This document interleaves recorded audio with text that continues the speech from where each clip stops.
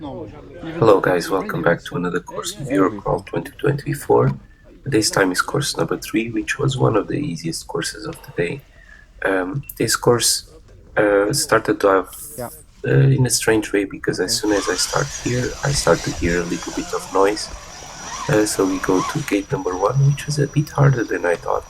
It was easy to get the wheel wedge on that right side.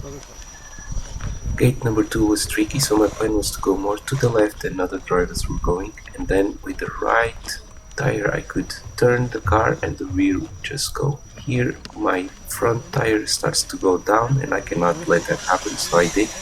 The tire starts to go up and off we go. This course was really dirty, lots of dust everywhere, and I'm trying to navigate around this. You have to steep climb.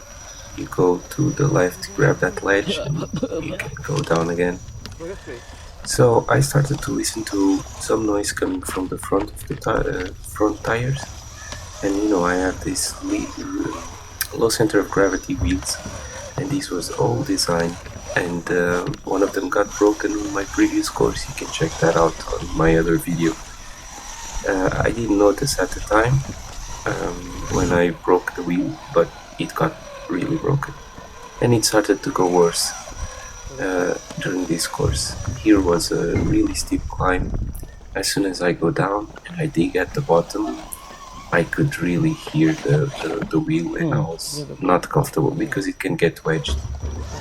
Like I said, this wheel was my first design, beadlock wheel, low center of gravity. It has a 3D printed SLS part, and I only use half the bolts to save weight for some reason, and relatively fragile, and it has been mounted up for maybe 8 years and used in competitions all over with Voodoo tires.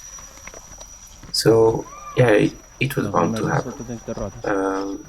It was a hard hit, so I'm not surprised. Here I could really hear it on gate 8. I even told Dario that I have something loose. I thought it could be a rock or a broken wheel. Gate 9, I decided to go through this steep area here because I would be dead on. I had to be careful not to get my front right tire wedged right there, so with the dig and a bit of manipulation of the car I got through it.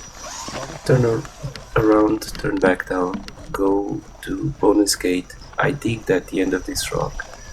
Maybe I shouldn't because the wheel was so fragile, but it still hold up. Went back up. The bonus gate was relatively easy. I just had to take some time and grip and go. Now I have around 2 minutes and I have only one bonus gate in gate 10. So I really took my time, went really slowly, no mistakes, to see if the wheel would hold up.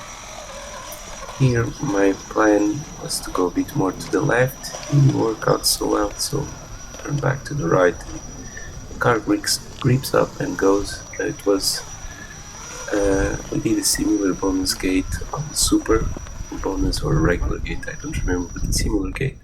Just had to hang the car there, float on top of that bonus. Not float the bonus, but you know what I mean, float around the bonus gate. On the inside, go back down to the dirt once again and take it really easy. Make sure you don't hit any of the small ruts that are on the floor, like that one that I just passed. Then go up and over at gate 10. That was course number 3.